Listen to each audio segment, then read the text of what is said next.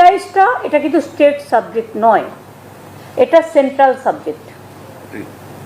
কিন্তু central government has completely failed in controlling the prices of essential commodities in the country, যেটার জন্য আমরা সকলে সাফার করছি।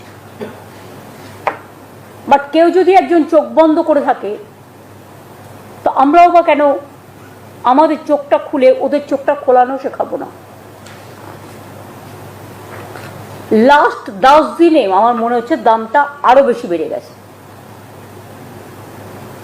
নতুন গভর্নমেন্ট ক্ষমতায় আসার পর। তোমরা বলছো তাপ প্রবাহের জন্য, I don't agree with this. তাপ প্রতিবারই থাকে, এখন ওয়েদার একটু ভালনারেবল আছে, একটু চেঞ্জ হচ্ছে, এখানে গরমও যেমন আছে বৃষ্টিও আছে, দুটোই আছে। আসলে আসলে 3 মাস ধরে ইলেকশন চলছে, সেই সময়টা যে যত পেরেছে কামিয়ে নিয়েছে।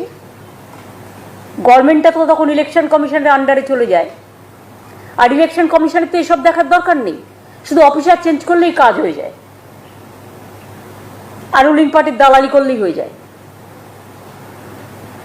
ফলে অফিসাররাও সব মনে করে ইলেকশন এসে গেছে, 3 মাস কাজ করতে হবে না, ঘুমিয়ে পড়ে। যে কেয়ারটা নেওয়া উচিত ছিল সেই কেয়ারটা ঠিক মতো নেওয়া হয়নি। কিন্তু এখন আমি দেখতে পাচ্ছি বর্ষা এসে গেছে, তাও কিন্তু দাম কমার লক্ষণ নেই। বাজারে যেতে মানুষ ভয় পাচ্ছে।